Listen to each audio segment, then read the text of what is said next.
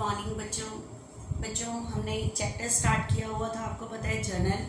उसके अंदर मैंने आपको 5 इलस्ट्रेशंस करा दी थी। उसके अंदर मैंने आपको ट्रेड डिस्काउंट बताया था कि trade discount not recorded in books में रिकॉर्ड नहीं होता। लिस्ट प्राइस गिवन है, क्यों नहीं होता उसका डिस्क्रिप्शन मैंने आपको पूरे लेक्चर में दिया हुआ है, लास्ट लेक्चर्स। ठीक है, अब एक और चीज आपको पता है, अगर मैंने गुड्स परचेज किया है, लिस्ट प्राइस से कभी भी एंट्री नहीं होती, उसमें से हम ट्रेड डिस्काउंट लेस करते हैं, फिर एंट्री होती है। अब एक चीज बताओ, मैंने कोई गुड्स परचेज किया था, कोई लिस्ट प्राइस था 1 लाख का, और लिस्ट प्राइस एक एक्स्ट्रा प्राइस होता है, इससे कभी भी रिकॉर्डिंग नहीं होती। इसमें से हम ट्रेड डिस्काउंट लेस करते हैं। ट्रेड डिस्काउंट 10% है, मान लो 10,000। इसका मतलब मैंने गुड्स कितने का परचेज किया है, 90। रिकॉर्डिंग यहां से स्टार्ट होगी कि हमने गुड्स कितने का परचेज किया है, 90,000 का परचेज किया है। अब एक चीज बताओ, जब मैंने गुड्स परचेज किया था, एंट्री कितने से की थी, ट्रेड डिस्काउंट लेस करने के बाद वाले से रिकॉर्ड की थी। अगर मैं इस गुड्स को वापस करती हूँ तो वापस करने की एंट्री 1 लाख से होगी या 90 से? डेफिनेट है, जब गुड्स आया था तो मैंने लिस्ट प्राइस से एंट्री नहीं की थी, लिस्ट प्राइस में से ट्रेड डिस्काउंट लेस किया था, तब एंट्री हुई थी। ठीक है, अगर मैं इस गुड्स को वापस करती हूँ तो लिस्ट प्राइस से थोड़ी, जब मैं लाई 90 का था तो मैं वापस भी 90 पे करूंगी, 1 लाख पे कैसे वापस कर सकती हूँ? तो ध्यान रखना, लिस्ट प्राइस से कभी भी क्या नहीं होती, रिकॉर्डिंग नहीं होती।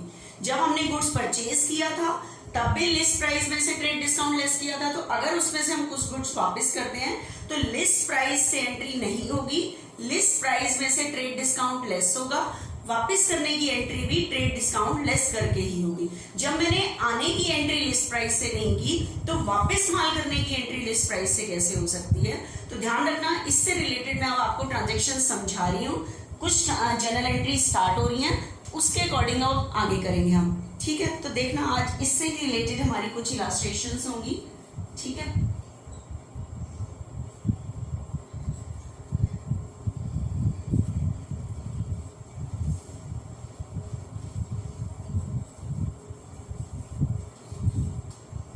आज हमारे पास बच्चे नेक्स्ट इलस्ट्रेशन कर रहे हैं, illustration 6।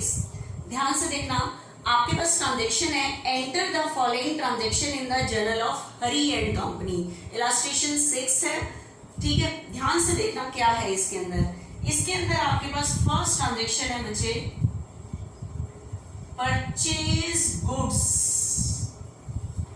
Purchase goods from Vinod of list price of rupees 40,000 at 10% trade discount, at 10% trade discount। ठीक है, purchase goods from Vinod of the list price of rupees 40,000। कितने का गुड्स परचेज किया, 40,000 एट 10% ट्रेड डिस्काउंट। कितने trade discount पे, 10%। आप बताओ मैंने कितने का गुड्स परचेज किया है, 40, लेकिन ये कौन सा प्राइस है, लिस्ट प्राइस। लिस्ट प्राइस से क्या नहीं होती, एंट्री नहीं होती।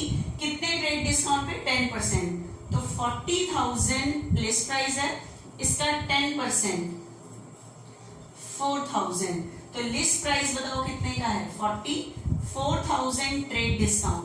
इसका मतलब गुड्स मैंने कितने का परचेज किया है, 36,000 का। ठीक है, तो परचेज करने की एंट्री 40 से नहीं होगी, 36 से होगी। ठीक है, तो अब मैं आपको एंट्री बता रही हूँ बच्चे, जर्नल का फॉर्मेट में करनी है आपको एंट्री। ठीक है, ऐसे नहीं करनी, जर्नल के फॉर्मेट में ही करनी है एंट्री। तो अब बताओ कितने का गुड्स परचेज किया है, फर्स्ट एंट्री। गुड्स परचेज करने से गुड्स के लिए वर्ड यूज होता है परचेजेस, और ये परचेजेस क्यों डेबिट हो रहा है? गुड्स परचेज करना मेरे लिए एक्सपेंस है, और एक्सपेंस ऑलवेज बी डेबिटेड, लेकिन गुड्स परचेज करने के लिए, गुड्स आने के लिए जो वर्ड यूज होता है वो परचेजेस होता है। तो purchases account debit 36,000।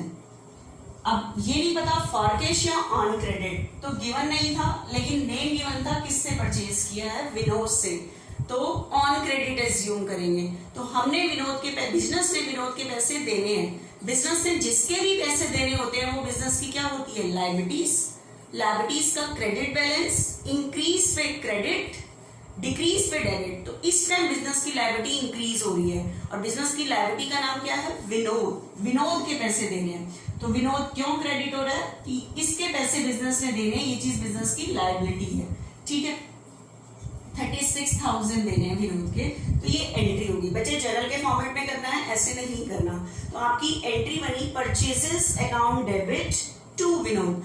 List price से एंट्री नहीं की, लिस्ट प्राइस में से ट्रेड डिस्काउंट लेस करते हैं, उसके बाद ही रिकॉर्डिंग करते हैं। ठीक है, अब देखना, ये तो फर्स्ट एंट्री होगी, नरेशन लिख के करनी है सबने।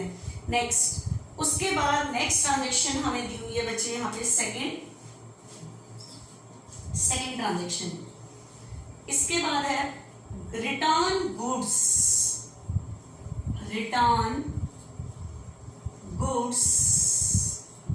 टू विनोद।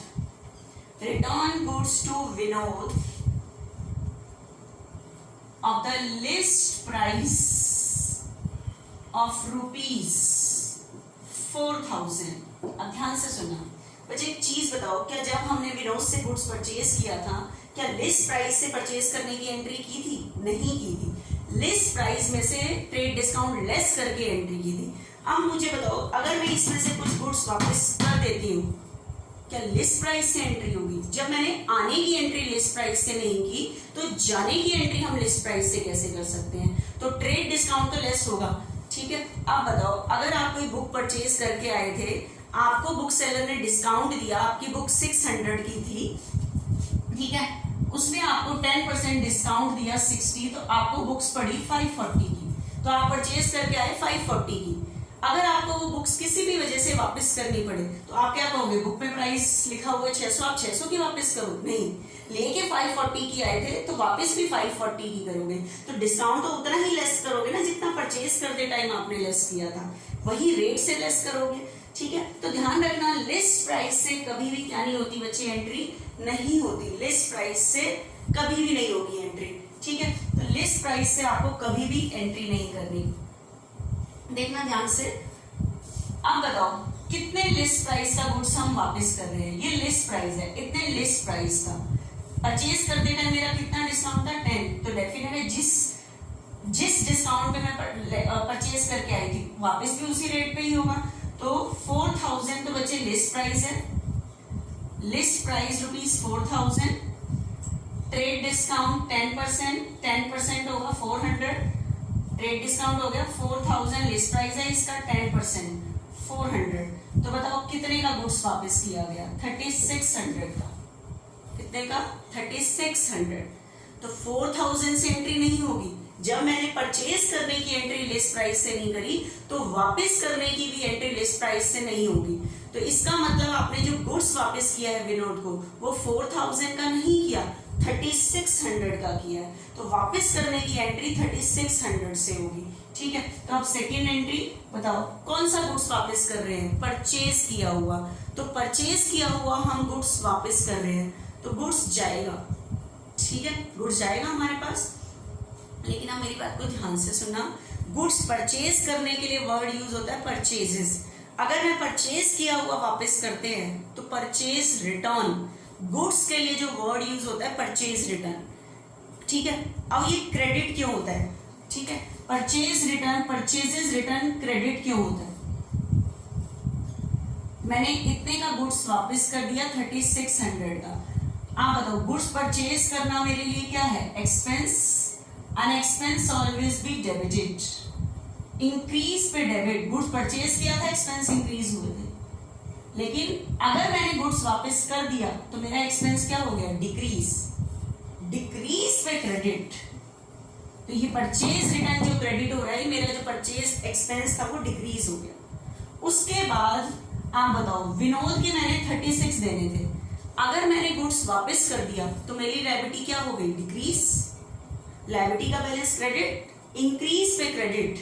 डिक्रीज पे डेबिट, तो इस टाइम गुड्स वापस करने से लायबिलिटी डिक्रीज हो जाएगी। लायबिलिटी यहाँ पे इंक्रीज हुई थी, अब लायबिलिटी डिक्रीज हो गई, इसलिए विनोद डेबिट हो जाएगा 3600। नरेशन लिख देना, गुड्स रिटर्न टू विनोद। किसको गुड्स वापस किया है? विनोद को। ठीक है, अब ध्यान से देखना, अब मैंने विनोद के कितने देने, आप बताओ विनोद से मैंने कितने का गुड्स परचेज किया था? 36। तो मैंने विनोद के 36 देने थे, लेकिन विनोद को मैंने कितने का गुड्स वापस कर दिया? 36। तो मेरी लायबिलिटी इतने से डिक्रीज हो गई 36 से।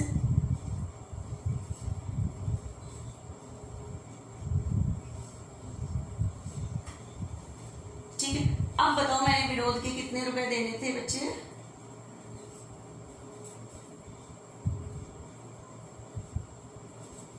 बच्चे एक मिनट, विनोद को जो हमने गुड्स वापस किया है वो 4000 का नहीं है, 1000 का है।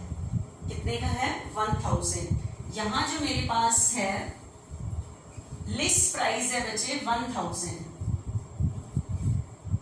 List price ₹1000। ठीक है, लिस्ट प्राइस ऑफ ₹1000। इतने लिस्ट प्राइस का वापस कर रहे हैं, तो 1000।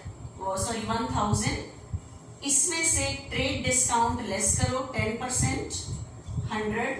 इसका मतलब गुड्स जो वापस हुआ है वो कितने का हुआ है? 900 का। कितने का? 900।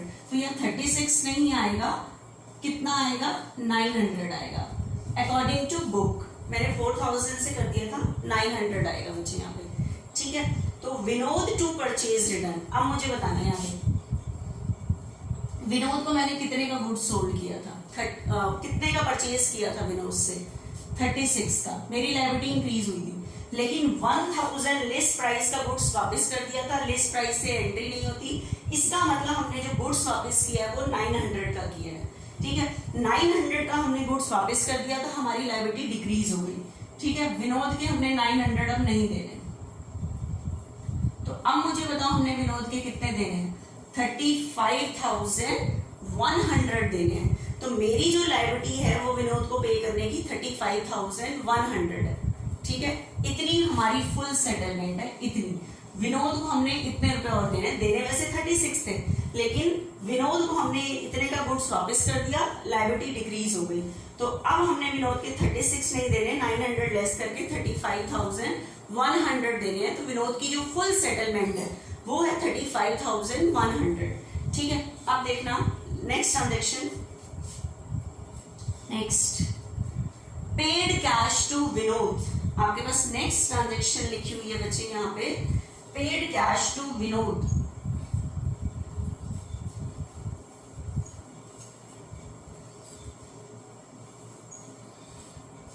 आपके पास नेक्स्ट ट्रांजेक्शन है last third, paid cash to Vinod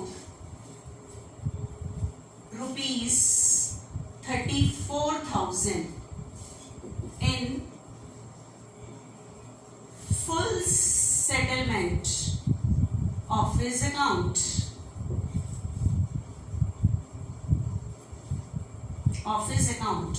कह रहा है paid cash to Vinod ₹34,000। Vinod को कितना कैश पे किया? 34, जबकि हमने विनोद के देने तो कितने थे? 35,100। लेकिन कह रहा है in full settlement of his account, Vinod की पूरी पेमेंट थी 35,100, लेकिन सॉरी, इसकी पूरी पेमेंट के बदले वी आर पेइंग ओनली ₹34,000। कितना पे कर रहे हैं? 34,000। और full settlement of his account का मतलब है कि आज के बाद हमारा विनोद से कोई कॉन्टेक्ट नहीं है। तो अब मुझे बताओ, विनोद की फुल सेटलमेंट थी 35,100। At this time we are paying ₹34,000।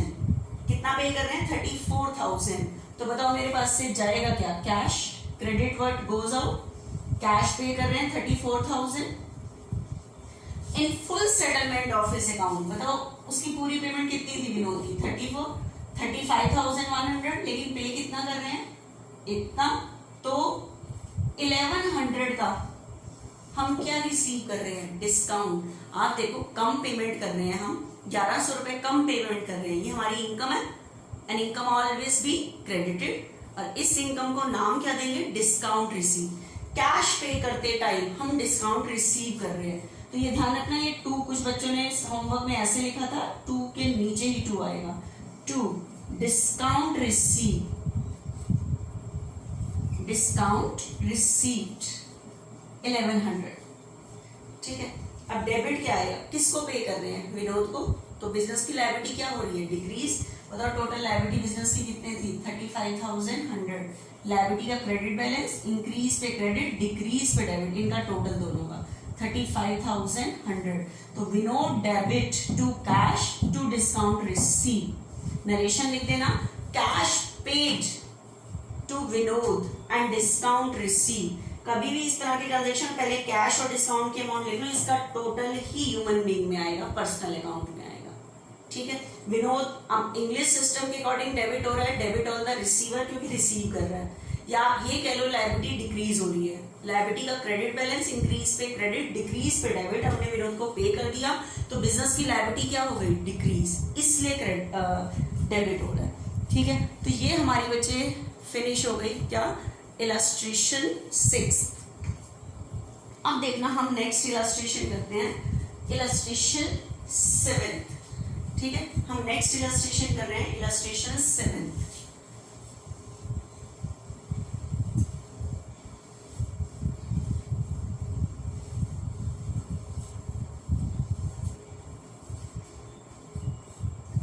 अब है इसके बाद, enter the following transaction in the journal of Gaurav brothers.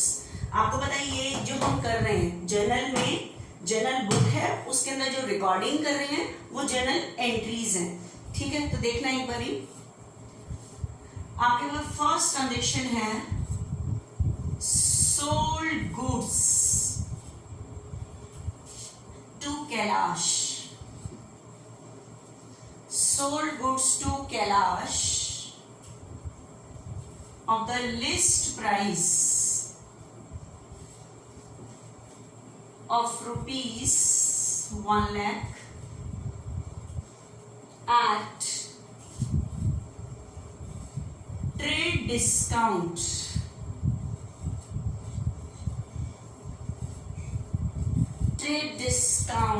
of 15%।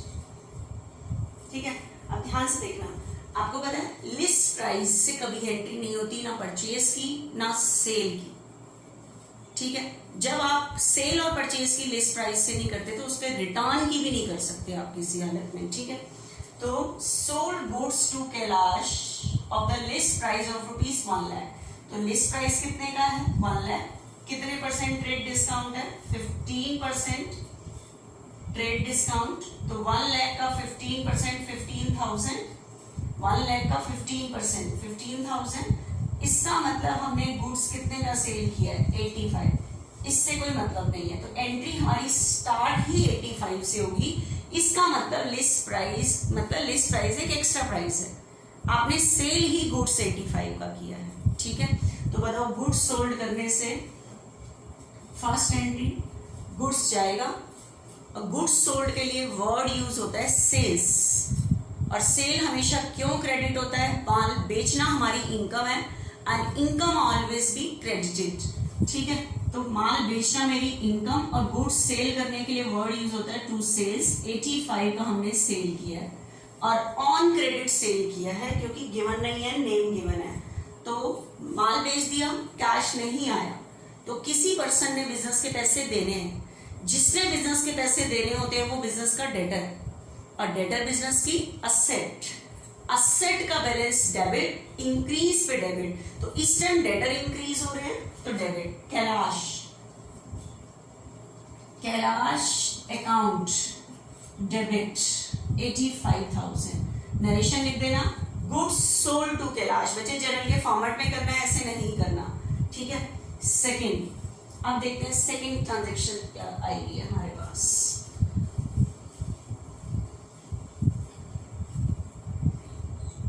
Next कह रहा है, Kailash return goods, Kailash return goods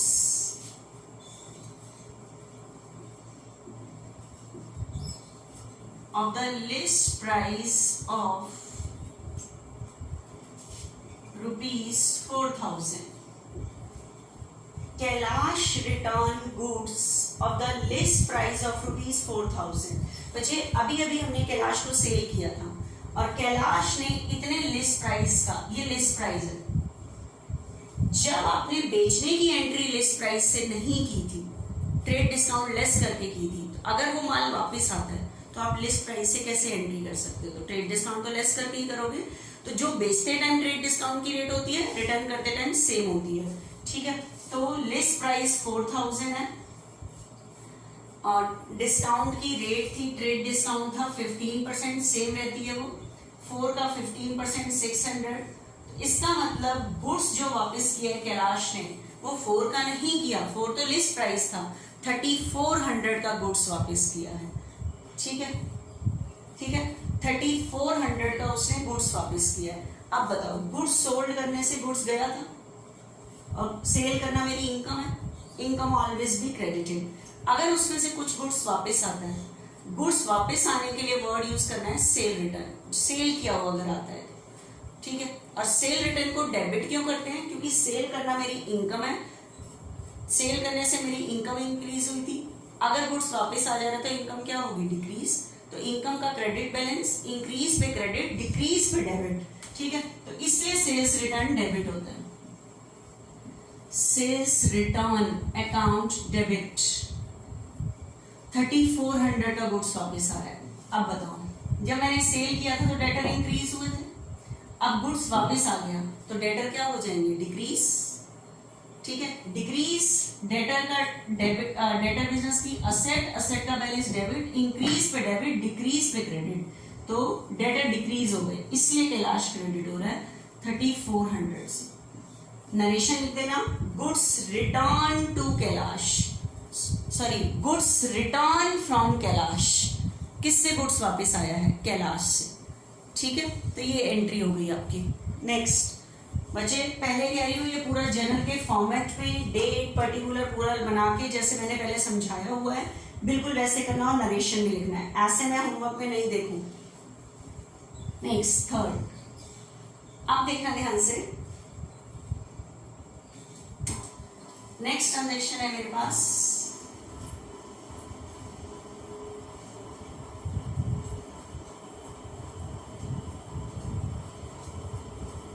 receive from Kailash, received from Kailash, received from Kailash the amount due, amount due from him under a cash discount, under a cash discount of 5%। आपको मैंने cash discount के बारे में बताया था कि cash discount is that discount which is allowed or received at the time of cash receive or cash payment। जो cash की पेमेंट और कैश के रिसीव के टाइम जो डिस्काउंट होता है वो कैश डिस्काउंट होता है। तो अब ध्यान से सुनना, कैलाश ने मेरे रुपए देने थे 85, डेटर था मेरा, लेकिन कैलाश ने इतना गुड्स वापस कर दिया 34 का, तो डेटर डिक्रीज हो गए। तो अब बताओ कैलाश ने मेरे कितने देने हैं? 81,600। कितने रुपए दे रहे हैं? 81,600। इतने देने हैं, तो कैलाश की फुल सेटलमेंट इतनी है, कैलाश ने मेरे इतने देने हैं। ठीक है, अब ध्यान से देखना, लेकिन वो कह रहा है receive from Kailash the amount due. Kailash से हमने उसकी ड्यू अमाउंट रिसीव की under A cash discount of 5%। Cash discount निकलता है जितने डेटर ने हमारे पैसे देने होते हैं उसके ऊपर निकलता है। तो बताओ डेटर ने मेरे कितने देने हैं? 81,600, इसके ऊपर 5% का डिस्काउंट, कैश डिस्काउंट।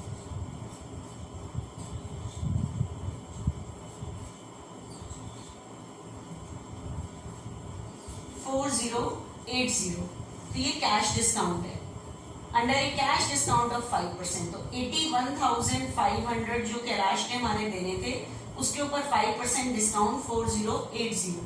तो अब बताओ कितना कैश रिसीव होगा मेरे पास। 81,600 देने थे, 4080 का कैश डिस्काउंट, तो कितना कैश रिसीव होगा।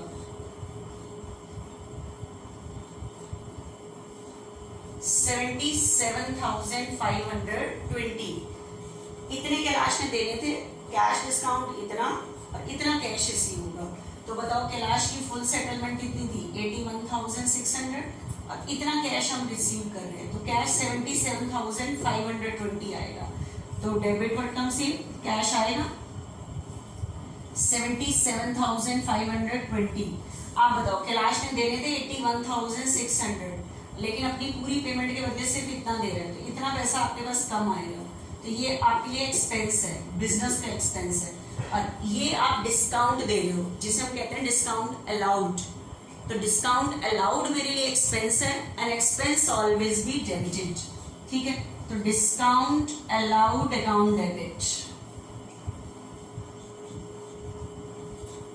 4080। ठीक है, 2 और कैश किसने दिया, कैश कैलाश ने, तो डेटर क्या हो गए, डिक्रीज। डेटर बिजनेस की असेट, असेट का बैलेंस डेबिट, इंक्रीज पे डेबिट, डिक्रीज पे क्रेडिट। तो 2 कैलाश 81,600। ठीक है, देखो फुल सेटलमेंट थी इतनी, लेकिन इतना कैश रिसीव किया अंडर ए कैश डिस्काउंट, तो कैश डिस्काउंट इतना। ठीक है, नरेशन लिख देना, cash receive and discount allowed. ठीक है।